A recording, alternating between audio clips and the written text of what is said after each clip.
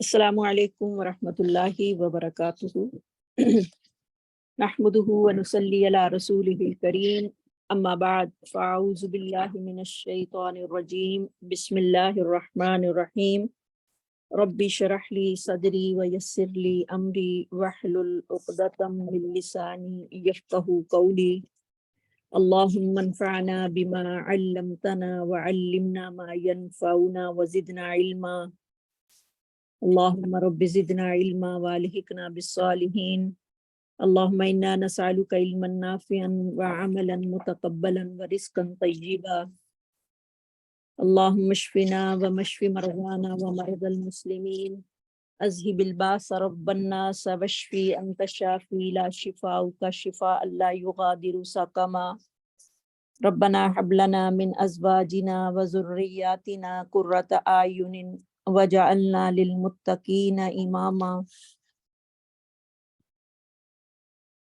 اللہم لک الحمد کلہ ولک الشکر کلہ وإلیک یرجع الامر کلہ سرہ وعلانیتہ۔ اللہم لک الحمد انت ہدیتنا ورزقتنا وخلقتنا وفرجت عنا ومن کل شیء ما سألناک ربنا آتیتنا۔ اللہم اجعل اعمالنا خالصة لوجہک الکریم۔ اللہم اجعل اعمالنا خالصة لوجہک الکریم یا رب العالمین۔ رب یسر ولا تعسر وتمم بالخیر۔ اللہم احسن عاقبتنا فی الامور کلها واجرنا من خزی الدنیا وعذاب الآخرہ۔ اللہم طہر قلوبنا من النفاق وأعمالنا من الرياء ولساننا من الكذب وعيننا من الخيانة فإنك تعلم خائنة الأعين وما تخفي الصدور۔ اللهم إنا نسألك حبك وحب من يحبك والعمل الذي يبلغني حبك۔ اللهم اجعل حبك حب إلي من نفسي مالي أهلي ومن الماء البارد۔ اللہم ثبتنا عند الموت بکلمۃ لا الہ الا اللہ۔ اللہم ثبتنا عند الموت بکلمۃ لا الہ الا اللہ وتوفنا وانت راض عنا غیر غضبان۔ اللہم انا نعوذ بک من زوال نعمتک وتحول عافیتک وفجاءۃ نقمتک وجمیع سخطک یا رب العالمین۔ اللہم اعزلنا تحت ظل عرشک یوما لا ظل الا ظلک۔ رب ارحمہما کما ربیانی صغیرا، رب ارحمہما کما ربیانی صغیرا۔ اللہم اغفر للمؤمنین والمؤمنات والمسلمین والمسلمات منہم احیاء والاموات انک سمیع قریب مجیب الدعوات۔ اللہم یا قاضی الحاجات اقضی حاجاتنا وکل حاجات المسلمین والمسلمات۔ اللہم ربنا آتنا فی الدنیا حسنۃ وفی الآخرۃ حسنۃ وقنا عذاب النار۔ انشاءاللہ آج ہماری سورۃ آل عمران شروع ہو رہی ہے، اور انشاءاللہ آیت نمبر 1 سے لے کر آیت نمبر 12 تک آج ہوگا لیسن انشاءاللہ الرحمن۔ لفظی ترجمہ دیکھتے ہیں پہلے اس کا۔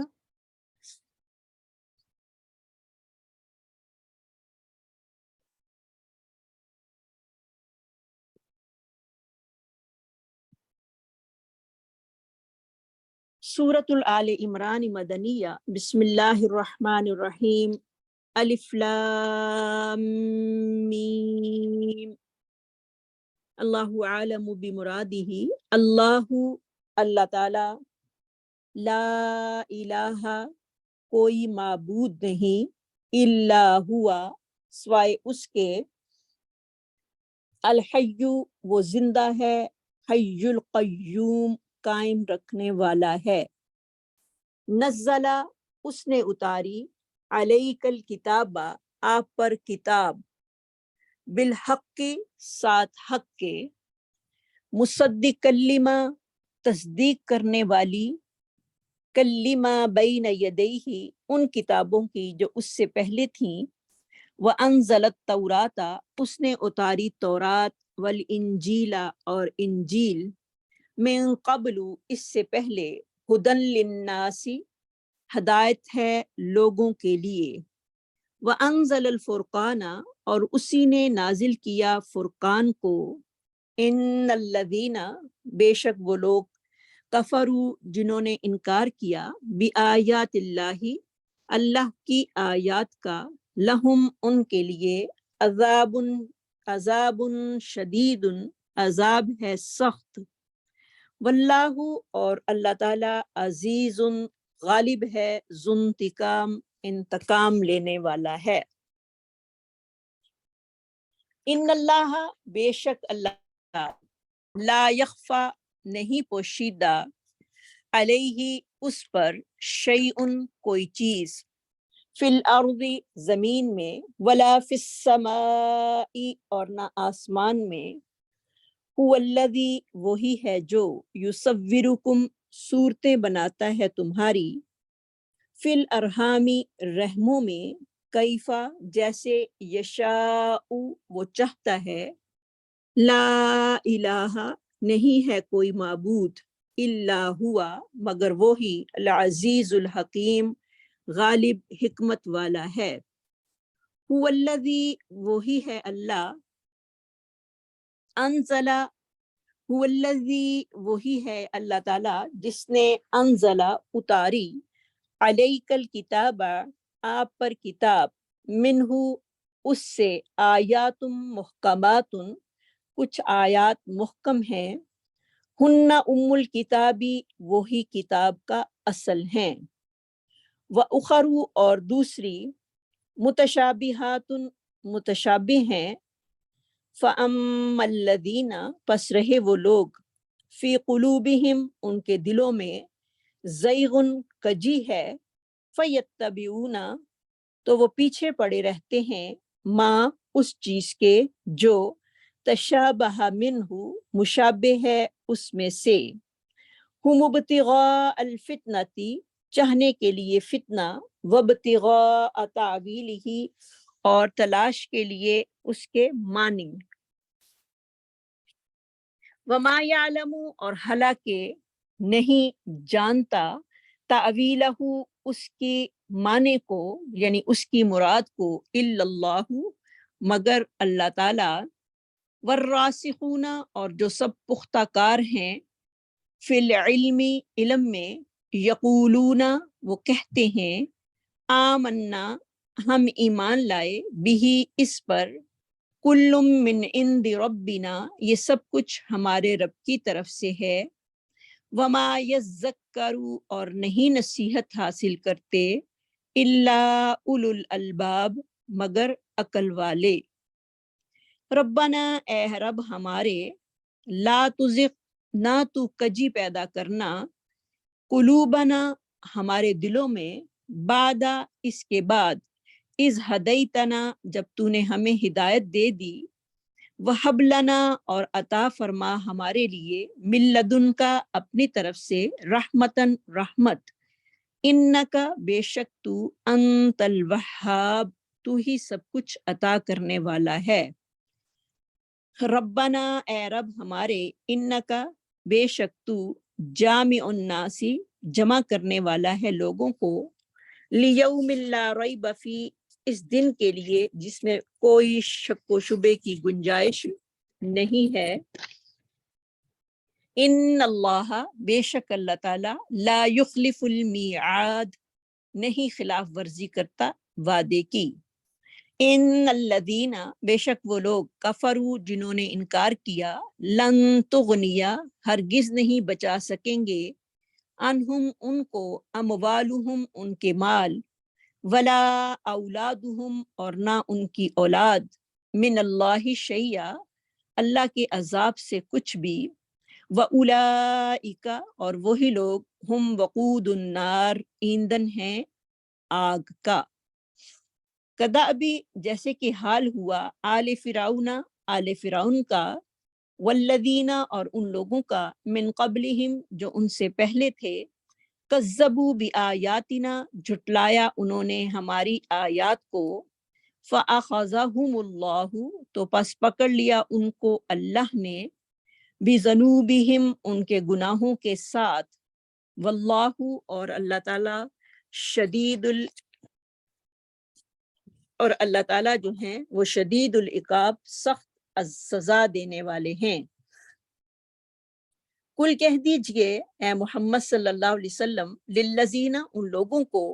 کفروا جنہوں نے انکار کیا، ستغلبون ان قریب تم مغلوب ہو جاؤ گے، وتحشرون اور تم سب کو اکٹھا کیا جائے گا، الی جہنم جہنم کی طرف، وبئس المہاد اور وہ برا ہے ٹھکانہ۔ تلاوت سنتے ہیں پھر آگے چلتے ہیں انشاءاللہ۔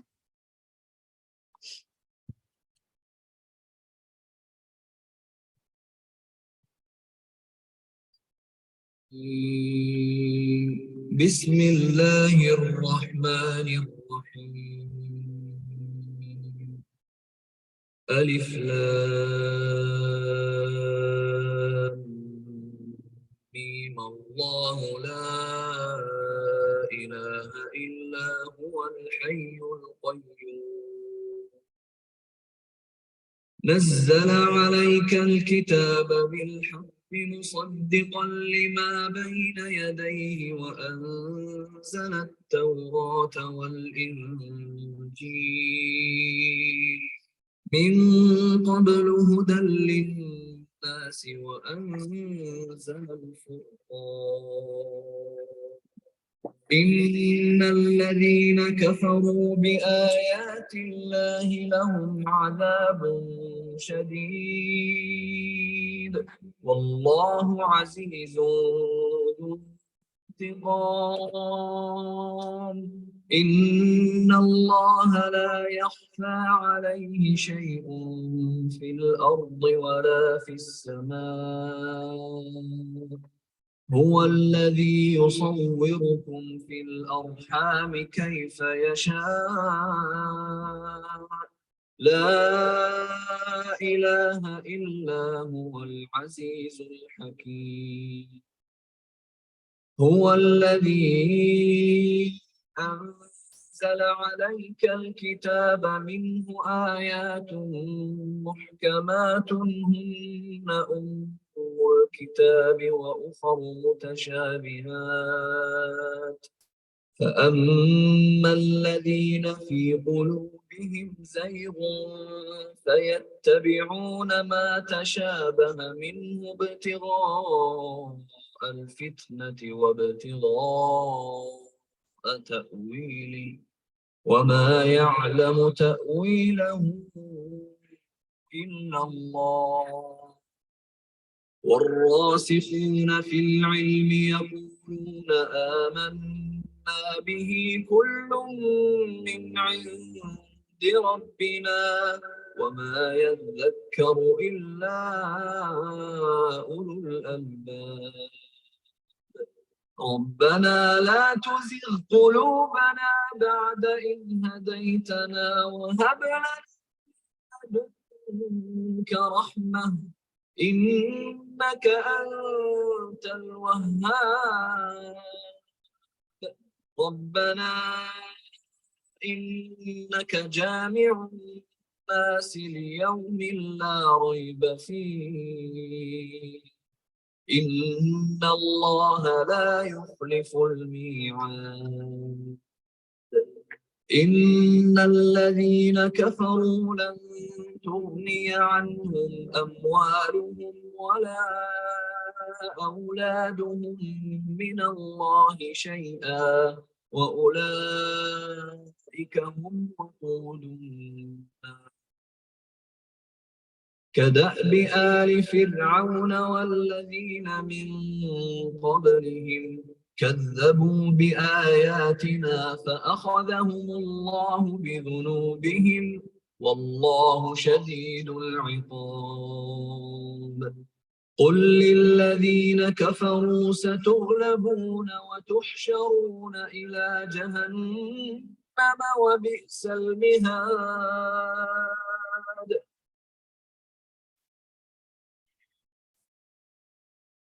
جی سورہ آل عمران سورہ آل عمران کا نام جو ہے وہ آل عمران کیوں رکھا گیا، پہلے اس کی وجہ تسمیہ تلاش کریں گے ہم۔ دیکھتے ہیں کہ اللہ رب العزت نے اس سورت کا نام آل عمران کیوں رکھا۔ تو اس صورت میں جیسے کہ سب کو معلوم ہے کہ اللہ رب العزت نے حضرت مریم علیہ السلام کے والد اور عیسیٰ علیہ السلام کے نانا عمران کے خاندان کا جو ہے وہ ذکر کیا ہے، اور پھر حضرت مریم علیہ السلام کی والدہ نے جو تھی وہ نظر مانی تھی کہ اللہ جو بھی میرے پیٹ میں ہے اس کو تیرے دین کے لیے جو ہے وہ وقف کر دوں گی۔ تو اللہ تعالیٰ نے حضرت مریم کے لیے جو تھے وہ کس طرح رزق کے جو تھے وہ اسباب جو تھے وہ مہیا کیے، اور کیونکہ اس زمانے کی عورتوں پر جو تھی وہ کس طرح اللہ تعالیٰ نے عورتوں کو فضیلت فرما کر جو تھا وہ خامد کے بغیر بیٹے کی جو تھی وہ بشارت دی۔ تو ان تمام واقعات کا تعلق جو ہے وہ عمران کی اولاد سے ہے۔ تو آل کا معنی جو ہے وہ اولاد ہوتا ہے، اسی لیے اس سورت کا نام جو ہے وہ آل عمران رکھا گیا ہے۔ تو اب اس کی فضیلت کیا ہے اس کے بارے میں جانتے ہیں۔ جیسے کہ حضرت ابو امامہ باہلی رضی اللہ تعالیٰ عنہ سے مروی ہے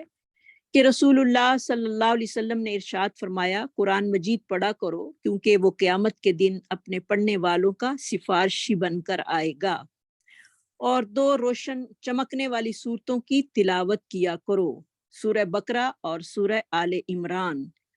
یہ دونوں صورتیں بادل کی مانند آئیں گی، یا 2 سائبانوں کی مانند ہوں گی، یا 2 پرندوں کی صفے باندھے، یا 2 جھرمٹوں کی طرح ہوں گی، جو کہ اپنے پڑھنے والوں کے لیے اللہ رب العزت سے جو ہیں وہ جھگڑا کریں گی۔ سبحان اللہ۔ سورۃ بقرہ کی تلاوت کیا کرو، اس کا پڑھنا جو ہے وہ باعث برکت ہے، اور نہ پڑھنا باعث حسرت اور ندامت کا ہے، ندامت کا باعث ہے، چونکہ جہاں پر سورہ بقرہ پڑھی جاتی ہے وہاں جادو جنات جو ہیں وہ اثر انداز ہونے کی جرت نہیں کرتے۔ یہ مسلم کی حدیث ہے، صحیح الترغیب الترہیب کی بھی حدیث ہے کہ سورت بقرہ اور سورت آل عمران جو ہیں یہ 2 جگمگانے والی صورتیں ہیں جو کہ قیامت والے دن اپنے پڑھنے والوں کی طرف سے جو ہے وہ جھگڑا کریں گی۔ سبحان اللہ۔ تو ان کو پڑھنا چاہیے۔ ویسے تو ماشاءاللہ یہ صورتیں بہت لمبی ہیں، سورت بقرہ جو ہے وہ سب سے بڑی صورت ہے، لیکن اس کا کچھ پارٹ جو ہے وہ روز ہمیں تلاوت کرنا چاہیے، اس کا کچھ نہ کچھ حصہ جو ہے، یعنی کوئی 2 رکوع پڑھ لے، 1 رکوع پڑھ لے، یا آدھا سپارہ پڑھ لے، جتنی جس کی کیپیسٹی ہے اس کے مطابق وہ پڑھ سکتا ہے، لیکن پڑھے ضرور، کیونکہ وہاں پر جادو جنات جو ہیں وہ اثر انداز نہیں ہوتے۔ سورت بقرہ کے ساتھ اس کی مناسبت کیا ہے، جو کہ دونوں کا ایک حدیث میں اکٹھا ہی ذکر آیا ہے، تو جانتے ہیں کہ سورت بقرہ کے ساتھ اس کی مناسبت کیا ہے۔ کیونکہ سورت بقرہ کے شروع میں اللہ رب العزت نے اہل ایمان کا، کفار کا اور منافقین کا جو تھا وہ حال بیان کیا تھا، اور بتایا تھا کہ یہ کامیاب ہونے والے جو ہیں یہ لوگ ہیں۔ لیکن اس کے بعد جو تھا وہ ان لوگوں، آل عمران کی ابتدا بھی جو ہے انہی لوگوں کے تذکرے کے ساتھ ہے جن کے دلوں میں کجروی اور متشابہات کے جو ہیں وہ پیچھے پڑے ہوئے ہیں، اور ان لوگوں کا بھی تذکرہ ہے جو علم میں بہت گہرے ہیں، اور پھر وہ محکم اور متشابہات پر جو ہیں وہ ایمان لانے والے ہیں۔ سورت بقرہ میں جو تھا وہ حضرت آدم کی تخلیق کا ذکر تھا، اور آل عمران میں جو ہے وہ حضرت عیسیٰ علیہ السلام کی پیدائش کا ذکر ہے۔ آدم کو اللہ تعالیٰ نے بغیر باپ اور ماں کے پیدا کیا، جبکہ حضرت عیسیٰ علیہ السلام کو بغیر باپ کے پیدا کیا۔ سورہ بقرہ میں جو ہے وہ زیادہ تر یہودیوں کے کریکٹر کی جو ہے وہ ہمیں اللہ تعالیٰ نے اس کے اوپر سے پردہ اٹھا کر دکھایا، اور پھر ان کے اعتراضات اور ان کے جو تھے ایوب، ان کے بھی اللہ تعالیٰ نے ہمیں مینشن کر کے بتائے، اور سب سے بڑی بات جو تھی ان کی وعدہ خلافی جو ہے وہ اس میں ذکر کی گئی ہے۔ جبکہ سورت آل عمران میں جو ہے وہ زیادہ مخاطب جو ہیں وہ نصرانی ہیں، عیسائی لوگ ہیں، اور ان کے عقیدہ تثلیث کا جو ہے وہ بتایا گیا ہے، اور اس عقیدے کی جو ہے وہ نفی کی گئی ہے۔ اور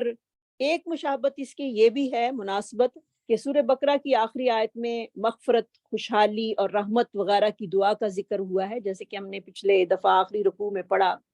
اور جبکہ سورۃ آل عمران کی آخری آیت میں حق کو قبول کرنے اور استقامت فی الدین کے ساتھ ساتھ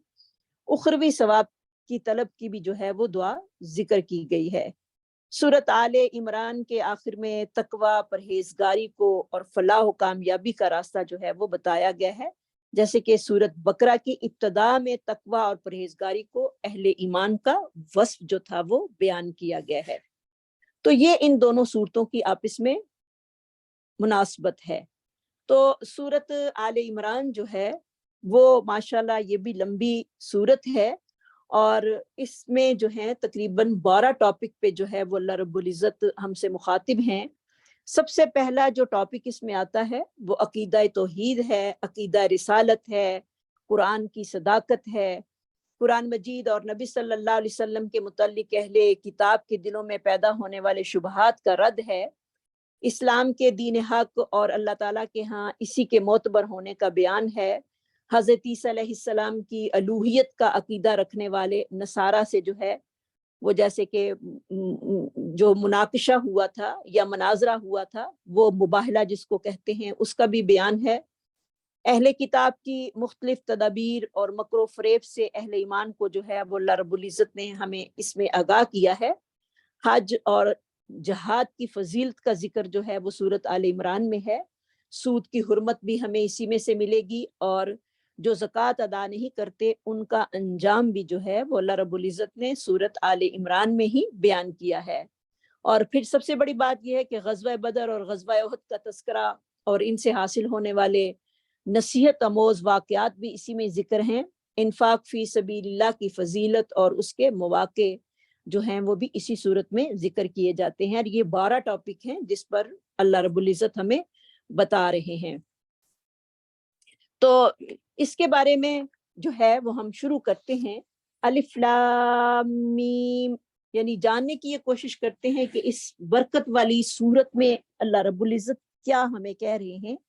اور اللہ تعالیٰ سے دعا بھی کرتے جائیں کہ اللہ تعالیٰ ہمیں ان برکات سے جو ہے وہ مالا مال فرما دے۔ الف لام میم حروف مقطعات میں سے ہے، جس کی حقیقت کو اللہ کے سوا جو ہے وہ کوئی بھی نہیں جانتا۔ اللہ لا الہ، اللہ نہیں کوئی معبود برحق، الا ہوا مگر وہی، الحی القیوم وہ زندہ اور قائم ہے، هو الحی القیوم وہ زندہ بھی ہے اور قائم بھی رکھنے والا ہے۔ تو اللہ رب العزت نے اس شان کا جو ابتدا کی ہے وہ اپنی توحید سے جو ہے وہ کی ہے، اور ساتھ ہی اپنے صفت کریمہ کو بھی اللہ تعالیٰ نے جو ہے وہ بیان کر دیا ہے کہ معبود برحق جو ہے وہ صرف اللہ رب العزت کی ذات اقدس ہے، لہٰذا ہر قسم کی عبادت جو ہے وہ خالص اللہ ہی کے لیے ہونی چاہیے، اور اس کی اطاعت جو ہے اللہ رب العزت کی اطاعت جو ہے وہ ہم سب پر فرض ہے، کیونکہ وہی اکیلا ہے، ہر چیز کا خالق ہے، مالک ہے، رزاق ہے، اور ہمارا داتا ہے، ہمیں رزق دیتا ہے۔ اللہ رب العزت کی ذات جو ہے وہ تمام عیبوں سے، نقصوں سے پاک ہے، اور ایسی ایسی صفات کریمہ کے ساتھ اس کی ذات جو ہے وہ متصف ہے جو جس طرح اس کی شان کو لائق ہے، اور وہی عظیم رب ہے ہمارا جو ہمیں نعمتیں دینے والا ہے۔ تو اس کا اپنے بندوں پر حق یہ ہے کہ وہ صرف اللہ کی عبادت کریں اور اللہ کے ساتھ جو ہے وہ کسی کو شریک نہ ٹھہرائیں۔ تو جیسے کہ حضرت معاذ رضی اللہ تعالیٰ عنہ بیان کرتے ہیں کہ میں نبی صلی اللہ علیہ وسلم کے ساتھ سواری پر سوار تھا، آپ صلی اللہ علیہ وسلم نے فرمایا، یا معاذ هل تدری ما حق اللہ علی عبادہ، اے معاذ کیا آپ کو معلوم ہے کہ اللہ تعالیٰ کا اپنے بندوں پر کیا حق ہے؟ میں نے عرض کی، اللہ و رسولہ عالم، اللہ اور اس کا رسول ہی زیادہ جانتے ہیں۔ تو آپ صلی اللہ علیہ وسلم نے فرمایا، اللہ تعالیٰ کا اپنے بندوں پر یہ حق ہے کہ وہ خالص اسی کی عبادت کریں، اس کے ساتھ کسی کو شریک نہ بنائیں۔ پھر آپ صلی اللہ علیہ وسلم نے فرمایا حل تدری ما حق العباد اللہ اذا فعلوا، کیا آپ کو معلوم ہے جب بندے یہ حق ادا کریں تو بندوں کا اپنے پروردگار پر کیا حق ہے؟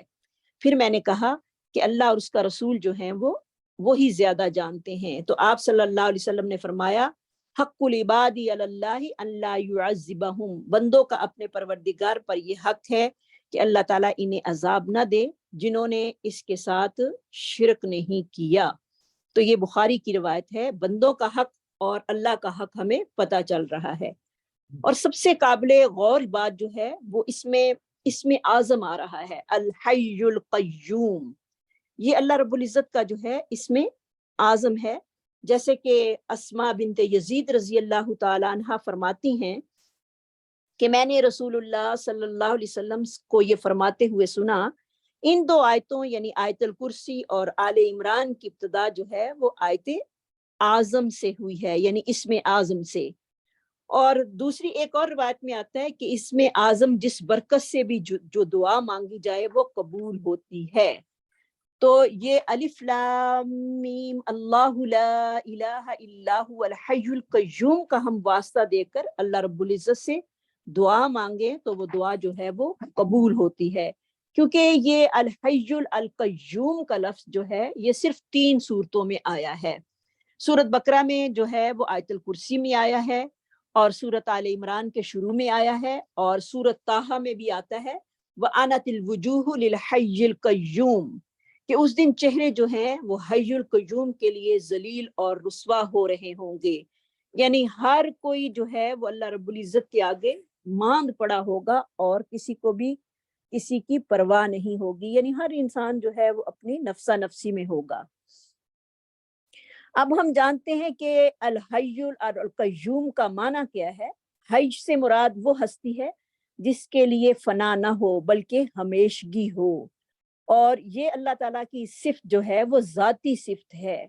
جیسے کہ دیکھنا، سننا اور جاننا۔ اور قیوم کیا ہے؟ اللہ کی ذات جو ہے وہ قائم دائم ہے، بلکہ تمام چیزوں کا قیام جو ہے وہ اسی کے ساتھ ہے، اور وہ تمام موجودات پر جو ہے وہ نگران ہے۔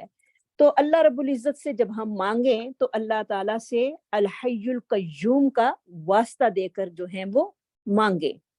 نزلہ نون زالام اس کا روٹ ہوگا، اتارا اس نے کتاب کو بالحق ساتھ حق کے، مصدقا لما بین یدیہ جو کہ تصدیق کرنے والی ہے، مصدقن کا روٹ ہوگا صاد دال کاف جو اس سے آگے ہے، وانزل التوراۃ والانجیل اور اتارا اس نے تورات اور انجیل کو۔ تو اللہ رب العزت نے کتاب جو ہے وہ قرآن پاک آپ صلی اللہ علیہ وسلم پر اتارا، اور پھر اس کتاب میں یہ خصوصیت رکھ دی کہ یہ پہلی کتابوں کی گواہی دینے والی ہے، ان کی تصدیق کرنے والی ہے، کہ یہ تمام کتب جو ہیں وہ بھی آسمانی کتابیں ہیں، اور قرآن مجید کی حقانیت اور سچائی پر جو ہیں وہ گواہ ہیں، کیونکہ نبی صلی اللہ علیہ وسلم کی بعثت کا ذکر اور قرآن مجید کی سچائی کا ذکر جو تھا ان کی کتابوں میں موجود تھا، اور جو کہ اب روز روشن کی طرح جو ہے وہ ظاہر ہو چکا ہے۔ تو جو انسان عقل رکھتا ہے وہ کبھی بھی اس حقیقت کا انکار نہیں کر سکتا، کیونکہ تورات جو تھی وہ حضرت موسیٰ علیہ السلام پر نازل ہوئی، اور انجیل جو تھی وہ حضرت عیسیٰ علیہ السلام پر نازل ہوئی، اور یہ پہلے جو یہ کتابیں تھیں یہ اپنے اپنے دور کے لوگوں کے لیے، جس طرح ہمارے لیے قرآن جو ہے وہ ہدایت کا سرچشمہ ہے، اسی طرح یہ بھی کتابیں ہدایت کی سرچشمہ تھیں۔ تو اللہ تعالیٰ نے جو ہے وہ آگے کیا بتایا، من قبل ہدی للناس، اس سے پہلے یہ ہدایت تھی لوگوں کے لیے، وانزل الفرقان اور اتارا اللہ تعالیٰ نے فرقان کو۔ اب قرآن مجید جو ہے وہ فرقان کا درجہ رکھتا ہے۔ فرقان کیا ہے؟ یعنی فرق کرنے والا، یعنی حق و باطل کے درمیان قرآن جو ہے وہ فرق کرتا ہے۔ تو جو موجودہ بائبل ہے ہمارے پاس، یعنی جو لوگ پڑھتے ہیں بائبل وغیرہ، وہ ہم یہ اب یقین نہیں رکھ سکتے کہ وہ ساری جو کتاب ان کے پاس ہے وہ اللہ تعالیٰ کی طرف سے نازل ہے، کیونکہ اس میں یہود اور نصارہ نے اپنی کتابوں میں جو تھی وہ تحریف کی، اور اسی وجہ سے ان میں شدید اختلافات جو ہیں وہ پیدا ہو گئے ہیں۔ وہ چیز جو کہ اللہ کی طرف سے نازل ہوئی ہے، صرف ہمارا اسی پر یقین ہونا چاہیے کہ یہ اللہ کی طرف سے ہے۔ باقی کتابیں جو ہیں انہوں نے ساری تحریف کر دی ہیں، اور اسی لیے قرآن مجید اور حدیث سے رسول جو ہیں وہ خاموش ہیں کہ اس کی تکذیب اور تصدیق سے جو ہیں وہ منع کرتے ہیں۔ تو مسلمانوں کو یہ ہدایت دی گئی ہے کہ تم اہل کتاب کی نہ تصدیق کرو نہ تکذیب کرو۔ یہ بخاری کی روایت ہے کہ نبی صلی اللہ علیہ وسلم نے سے جو تھا وہ سابقہ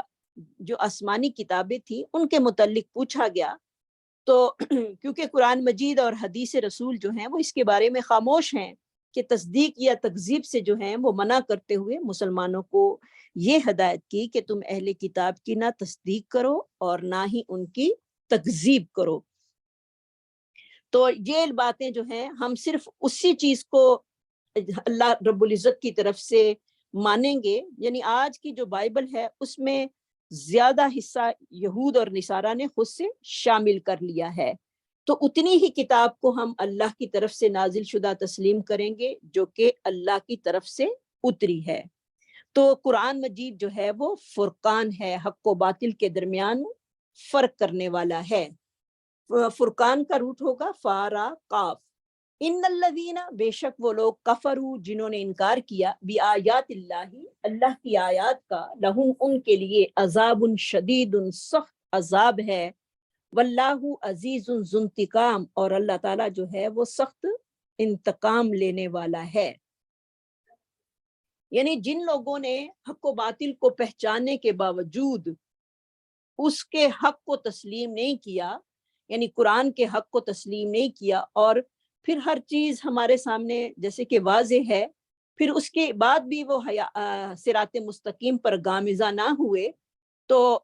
ایسے منکروں اور باطل پرستوں کو اللہ تعالیٰ کی طرف سے سخت عذاب سے دوچار جو ہے وہ کیا جائے گا، اور کافروں کو یہ سزا دنیا اور آخرت میں دونوں مقاموں پہ جو ہے وہ ملے گی۔ دنیا میں ان کی سزا کس طرح ہوگی؟ جیسے کہ نبی صلی اللہ علیہ وسلم کی زندگی میں اللہ تعالیٰ نے اسلام کو جو تھا وہ سربلند کیا، اور تمام مخالفین، خواہ وہ مشرکین تھے یا منافقین تھے یا یہود تھے یا نصارہ تھے، وہ ذلیل اور رسوا ہو گئے۔ جنگوں میں جو تھے وہ لوگ قتل ہوئے، اور قید و بند کی صعوبتیں جو تھیں انہوں نے برداشت کی، اور پھر دنیا میں ان کو جو سزا ملی، وہ جس ملک میں بھی رہے وہاں پر ان کو جزیہ جو تھا وہ ادا کرنا پڑا۔ اور آخرت کا عذاب اور سزا جو تھا وہ کس طرح ملی کہ اللہ تعالیٰ جو ہے وہ آخرت میں مکمل جو ہے وہ بدلہ لینے کی قدرت رکھتا ہے، اور مکمل ان سے بدلہ لینے کی صلاحیت رکھتا ہے، اور وہ بدلہ لے گا۔ تو دیکھ لیں آج ہمارے ملک میں جو عیسائیوں کا حال ہو رہا ہے، اور وہ کتنے ذلیل شمار ہوتے ہیں، ان کے کام جو ہیں وہ کیا ہیں، یعنی دنیا میں ہی ان کی یہ سزا ہے، کیونکہ انہوں نے حق کو دیکھ کر اس کو تسلیم نہیں کیا، صراط مستقیم کو دیکھ کر اس پر وہ گامزن نہیں ہوئے۔ تو اس سے ہمیں کیا لیسن مل رہا ہے؟ ہمیں جو لیسن مل رہا ہے کہ وہ یہ کہ توحید باری تعالیٰ کے بغیر کوئی نجات نہیں۔ اصل میں حقیقت میں جو نجات ہے وہ عقیدے کی درستگی میں ہے، اور حقیقت میں جو نجات ہے وہ قرآن کو مان لینے میں اور اس پر عمل پیرا ہونے میں ہے۔ اگر ہم صراط مستقیم کو دیکھ رہے ہیں اور قرآن ہمیں نظر آ رہا ہے، قرآن ہمارے ہاتھوں میں ہے اور قرآن ہمارے گھروں میں ہے، اس کے باوجود بھی ہم اگر اس سے ہدایت حاصل نہیں کرتے تو ہمارے سے زیادہ جو ہے وہ اور کوئی بھی ذلیل اور نہیں ہو سکتا۔ جیسے کہ یہود اور نصارہ کیوں اللہ کے ہاں ذلیل ہیں، خواہ دنیا میں ان کی کتنی بھی ان کے ملکوں میں ان کی قدر و قیمت ہے، لیکن اللہ کے ہاں ان کی کوئی بھی قدر و قیمت نہیں ہے۔ تو لہٰذا قرآن جب ہمارے ہاتھوں میں آ گیا اور ہم نے صراط مستقیم کو تسلیم نہیں کیا اور قرآن سے ہم نے روح گردانی کی، تو سمجھے کہ پھر ہماری ضلالت کا دور جو ہے وہ شروع ہے، جیسے کہ یہود اور نصارہ کے لیے ہے۔ پھر دنیا میں نہیں، اللہ تعالیٰ فرما رہے ہیں واللہ عزیز ذو انتقام، اللہ تعالیٰ جو ہیں وہ سخت انتقام لینے والے بھی ہیں، یعنی آخرت میں بھی اللہ تعالیٰ بدلہ لینے کی مکمل صلاحیت رکھتے ہیں، اور وہ قدرت رکھتے ہیں کہ وہ ہمارے سے یا یہود اور نصارہ سے بدلہ لے۔ تو اس لیے ہم سب کو کیا ہے، جب ہم قرآن کو اپنے ہاتھ میں تھامتے ہیں تو اس نیت سے تھامیں کہ اللہ ہمیں ہدایت نصیب کر، اللہ جو کچھ اس میں ہے اس پر ہمیں عمل کرنے کی توفیق نصیب فرما، کیونکہ ہم تیری کتاب پر من و عن جو ہیں وہ ایمان لاتے ہیں اور ہم اس میں کسی چیز کی کمی نہیں کرتے۔ ان اللہ، بے شک اللہ تعالیٰ، لا یخفی علیہ شیء، نہیں ہے پوشیدہ اس پر کوئی چیز، فی الارض، زمین میں، ولا فی السماء، اور نہ آسمان میں۔ سبحان اللہ، اللہ کی جو ہے وہ کاریگری ہمیں یہاں پر پتہ چل رہا ہے کہ ہمارا رب کتنا عظیم اور اس کا علم جو ہے وہ کتنا بڑا ہے، کہ اللہ کی ذات، اس پر کوئی چیز جو ہے وہ زمین کی نہ چھپی ہے اور نہ ہی آسمان کی۔ زمین کے ذرے ذرے کا علم بھی اللہ کے پاس ہے، اور آسمان کی بلندیوں کا علم جو ہے وہ بھی اسی کے پاس ہے۔ سبحان اللہ، ہمیں تو آسمان سے، اپنے گھر کی چھت سے اوپر کسی چیز کا علم نہیں، اللہ رب العزت ساتوں آسمانوں میں جو ہے، جو زمینوں میں ہے، سب کا جاننے والا ہے۔ اور انہو علیم بذات الصدور، بے شک اللہ تعالیٰ سینوں کے بھیتوں سے بھی واقف ہے۔ مومن کا ایمان بھی اللہ رب العزت پر واضح ہے، جو میرا ایمان ہے، جو آپ کا ایمان ہے، جو سارے مومنوں کا ایمان ہے، وہ بھی اس پر واضح ہے۔ جتنی ہمارے دلوں میں محبت ہے اللہ کے بارے میں وہ جانتا ہے، کافر کا کفر بھی وہ جانتا ہے، منافق کا نفاق بھی اس کے علم میں ہے، کیونکہ وَهُوَ بِكُلِّ شَيْءٍ علیم، وہ ہر چیز کو خوب خوب جاننے والا ہے۔ اور پھر وہ اس کی صفات کیا ہیں کہ وہ پیدا کرنے والا ہے، رزق دینے والا ہے، زندگی موت کا تنہا مالک وہی ہے، اور نفع اور نقصان پر بھی قادر ہے، مختار کل ہے، حاجت روا ہے، وہی ہمارا مشکل کشا ہے۔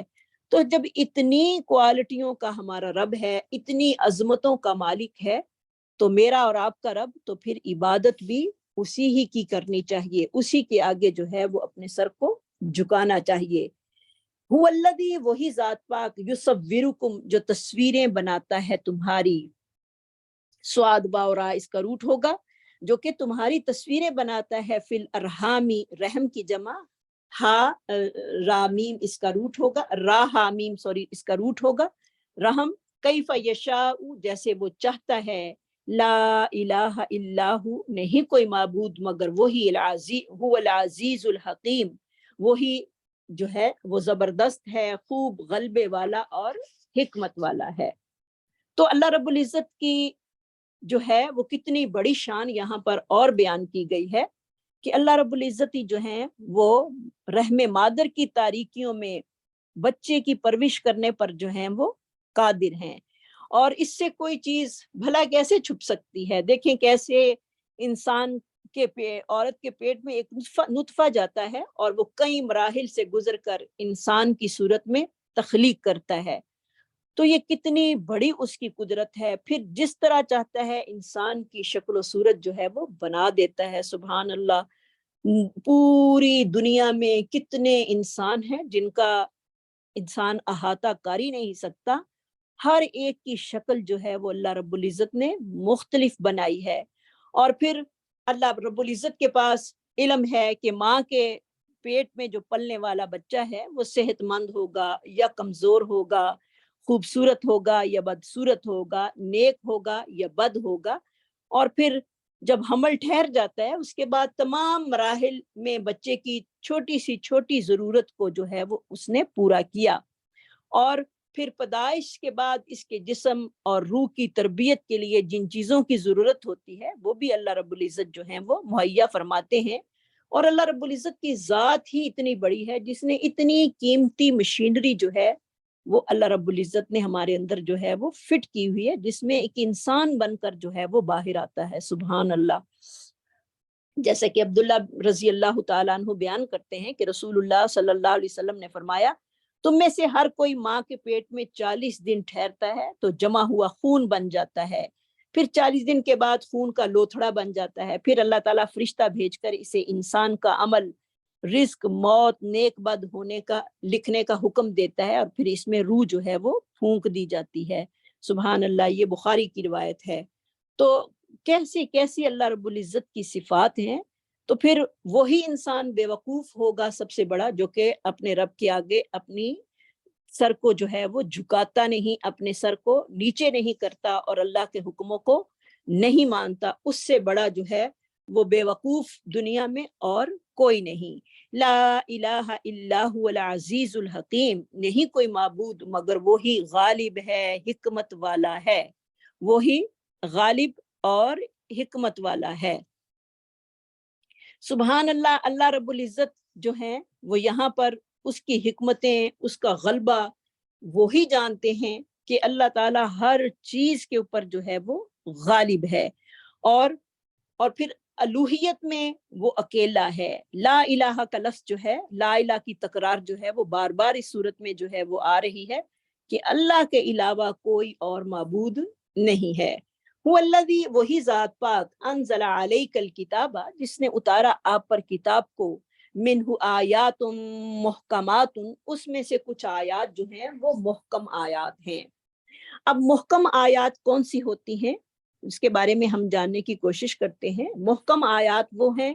جن کا مفہوم واضح ہو اور کسی قسم کا شبہ وغیرہ نہ ہو، اور ان سے کوئی دوسرا مفہوم جو ہے وہ ہم نہیں لے سکتے۔ جیسے کہ اللہ تعالیٰ نے ہمیں کسی چیز کا حکم دیا، جیسے نماز کا حکم ہے، اور بری باتوں سے روکنے کا حکم ہے، احکام ہیں ہمارے لیے، مسائل ہیں، انبیاء علیہ السلام کے قصے وغیرہ ہیں، جن کا مفہوم جو ہے وہ انتہائی واضح اور صاف ہے، جن کو انسانی عقل سمجھنے میں اس کو کوئی مشکل جو ہے وہ پیش نہیں آتی۔ اور یہ محکم آیات جو ہوتی ہیں، ہدایت انسانی کے لیے بنیادی کردار جو ہیں وہ ادا کرتی ہیں، اور کیونکہ قرآن مجید کا جو اصل موضوع اللہ رب العزت نے ہمارے لیے رکھا ہے وہ انسان کی ہدایت ہی ہے، اور محکم آیات کے ساتھ جو ہے وہ لازم اور ملزوم کی حیثیت جو ہیں وہ رکھتی ہیں۔ ان کو کیا کہتے ہیں؟ ہن ام الکتاب، یہ کتاب کا اصل ہیں۔ ہا کاف میم اس کا روٹ ہوگا، اور یہ کہتے ہیں ماں کو، ام الکتابہ، یہ کتاب، ام الکتابہ یہ کتاب کا اصل ہیں، یعنی محکم آیات۔ اب آیات کی یہاں پر دو قسمیں ہمیں پتہ چل رہی ہیں، ایک محکم اور دوسری متشابہات۔ محکم آیات جو کہ ہمارے سامنے واضح ہیں، جیسے زکوٰۃ کا حکم ہے، نماز کا حکم ہے، جہاد کا ہے، اور حج کا حکم جو ہے وہ ہمارے سامنے ہے، روزے کا ہے جو ہمیں سمجھ میں آ رہا ہے۔ وَأُخَرُ، اور دوسری متشابہات جو کہ متشابہات ہیں، جن پر ہم ایمان لانا ہمارا سب کا بہت ہی ضروری ہے۔ ایسی باتیں جن کو انسانی عقل جو ہے وہ سمجھ نہیں سکتی، کیونکہ انسان کی عقل ناقص اور محدود ہے، اور جبکہ کائنات کی جو حقیقتیں اللہ تعالیٰ نے پھیلائی ہیں وہ بڑی ہی لامحدود ہیں، جن کو اللہ کے علاوہ کوئی بھی سمجھ نہیں سکتا۔ کوئی سائنس جو ہے وہ متشابہات کو سمجھ نہیں سکی۔ جیسے کہ متشابہات آیات کیا ہیں، جیسے کہ ہم جانتے ہیں کہ اللہ تعالیٰ نے انسان کی جو ہے وہ تقدیر جو ہے وہ لکھ دی ہے، اچھی بری تقدیر۔ اب اس کے بارے میں ہم کوئی بحث نہیں کسی سے کر سکتے۔ جنت ہے، دوزخ ہے، فرشتے ہیں، قبر کا معاملہ ہے، برزخی جو ہے وہ زندگی ہے، کیونکہ انسان جب مر جاتا ہے تو اسے برزخی زندگی جو ہے وہ حاصل ہوتی ہے۔ اب کوئی واپس نہیں آیا اور نہ ہی کسی نے بتایا ہے۔ اور قبر کے معاملات میں کہ مردے کے ساتھ کیا ہوتا ہے، کیسے اس میں دوبارہ جان ڈالی جاتی ہے، کیسے اس سے حساب کتاب ہوتے ہیں، اتنا ہی ہمارا ایمان ہے جتنا کہ حدیث سے ہمیں پتہ چلتا ہے۔ اور جو چیزیں ہمیں حدیث سے پتہ نہیں چلتی اس پر ہم ایمان تو لے آتے ہیں، لیکن ان کو کریدنا اور ان کے پیچھے پڑنا وہ ہمارے لیے جائز نہیں ہے۔ تو محکم اور متشابہات آیات کی جو ہیں وہ دو قسمیں ہیں، محکم آیات اور متشابہات۔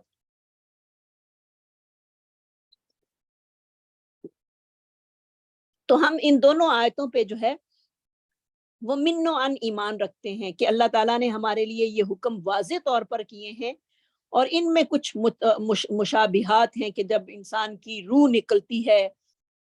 جتنا حدیث سے ہمیں پتہ چلتا ہے اس سے اتنا ہی ہمیں پتہ ہے، اور متشابہات جو ہیں ان کے پیچھے ہمیں نہیں پڑنا، ان کو ہم نے وہ جیسے اللہ تعالیٰ نے ہمیں بتا دیا یا جیسے حدیث سے ہمیں پتہ چلا، ہمیں اس کے ویسے ہی اس کے ساتھ جو ہے وہ چلنا ہے۔ کیونکہ عقل مند لوگ کیا کرتے ہیں، فَأَمَّا الَّذِينَ، بہرحال وہ لوگ، فی قلوبہم، جن کے دلوں میں زیغ، ٹیڑھا پن ہے، جن کے دل جو ہیں وہ فساد ہی مچانے والے ہوتے ہیں، جن کے دلوں میں ٹیڑھا پن ہے، زیغن کا روٹ بھی زا یا غین ہوگا، فیتبعون، پس وہ پیچھے لگتے ہیں، باتا یا عین اس کا روٹ ہوگا تبا تا با عین، ما تشابہ منہ، اس سے جو مشابہ ڈال دے ان کو، ہم ابتغاء الفتنتی، وہ چاہتے ہیں فتنہ کو، وابتغاء تعویلہ، اور وہ چاہتے ہیں اس کی حقیقت کو۔ حمزہ واو جو ہے وہ حمزہ واو یا اس کا روٹ ہوگا تعویل کا، وما یعلم تعویلہ، اور نہیں جانتا اس کی تعویل کو، الا اللہ، مگر اللہ تعالی۔ تو جن کے دلوں میں ٹیڑھا پن ہے، جن کے دلوں میں صحیح ایمان نہیں ہوتا، وہ متشابہات کے ہی پیچھے پڑے رہتے ہیں، اور پھر ان آیات کا جو ہے وہ غلط مفہوم لے کر ان کی غلط تعویل جو ہیں وہ کرتے ہیں، اور خود بھی صراط مستقیم سے ہٹتے ہیں اور لوگوں کو بھی ہٹانے کی کوشش کرتے ہیں۔ تو ایسی آیات جن کا مفہوم اللہ تعالیٰ نے واضح نہیں کیا، ان کے پیچھے نہیں پڑنا۔ اسی لیے رسول اللہ صلی اللہ علیہ وسلم نے فرمایا، جب تم ایسے لوگوں کو دیکھو جو متشابہات کے پیچھے پڑتے ہیں، تو سمجھ لو انہی لوگوں سے بچنے کا اللہ تعالیٰ نے حکم دیا ہے کہ ان سے باز ہو کر، ان سے پیچھے ہو کر رہو۔ تو متشابہات چیزوں پر ہمیں جو ہے وہ ایمان لانا ہے، اور متشابہات کو ہم نے ایسے ہی ماننا ہے جیسے کہ اللہ تعالیٰ نے ہمیں حکم دیا ہے۔ تو جن کے دلوں میں ٹیڑھا پن ہے، جو فتنہ چاہتے ہیں، جو کہتے ہیں کہ لوگ بھی گمراہ ہوں اور خود بھی گمراہ ہوتے ہیں، وہ متشابہات کے پیچھے جو ہیں وہ پڑ جاتے ہیں۔ والراسخون، اور جو زیادہ وسیع ہیں، یعنی جو علم میں بہت گہرے ہیں، راسخ اس کی روٹ ہوگا راسین خواہ، فی العلم، جو کہ علم میں بہت ہی گہرے ہیں، یقولون، وہ کہتے ہیں، آمنا بھی، ہم ایمان لے آئے اس کے ساتھ، کل من عند ربنا، تمام چیزیں جو ہیں وہ ہمارے رب کی طرف سے ہیں، وما یذکر، اور نہیں نصیحت پکڑتے اس سے، الا اولو الالباب، مگر عقل مند لوگ ہی۔ اور راسخون جو ہوتے ہیں، یعنی جن کے پاس علم بہت زیادہ ہوتا ہے، وہ کیا کہتے ہیں، ہم آمنا، ایمان لے آئے ہیں ان تمام چیزوں کے ساتھ، ہر چیز خیر ہے یا شر ہے، یہ سب اللہ کی طرف سے ہے، خیر اور شر کا مالک، زندگی موت کا مالک، اور انسان کے نفع نقصان کا مالک جو ہے وہ اللہ ہی ہے۔ تو جو علم والے ہوتے ہیں، جو کیونکہ علم والا انسان جو ہے وہ اللہ تعالیٰ سے ڈرنے والا ہوتا ہے۔ علم یہ نہیں کہ زیادہ پلندہ کتابوں کا پڑھ لینا وہ علم ہے، علم وہی ہے جس پر آپ کا عمل ہے۔ سمجھے کہ آپ کے پاس اتنا ہی علم ہے جتنا آپ کا عمل ہے۔ تو وہ چیزیں جو انسانی عقل میں نہیں آتی، جو انسان کی عقل جو ہے وہ کام نہیں کرتی جس پر، اس پر وہ کیا کرتے ہیں، اپنی خاموشی کو اختیار کرتے ہیں اور پھر اس پر ایمان لاتے ہیں۔ اور وہ کیا کہتے ہیں، کل من عند ربنا، تمام چیزیں جو ہیں وہ ہمارے رب کی طرف سے ہیں، وما یذکر، اور نہیں نصیحت پکڑتے، ذا کافرا اس کا روٹ ہوگا، الا اولو الالباب، مگر عقل والے۔ لب کی جمع جو ہے وہ الباب ہے،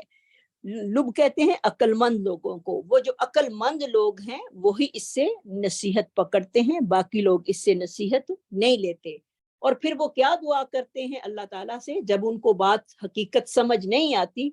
تو پھر جانتے تو وہ یہ ہیں کہ یہ اللہ کی طرف سے نازل شدہ ہے ہر چیز، لیکن وہ کیا دعا کرتے ہیں، ربنا، اے رب ہمارے، لا تزغ، نہ تو ٹیڑھا کرنا، قلوبنا، ہمارے دلوں کو، بعد اذ ہدیتنا، ہدایت دینے کے بعد،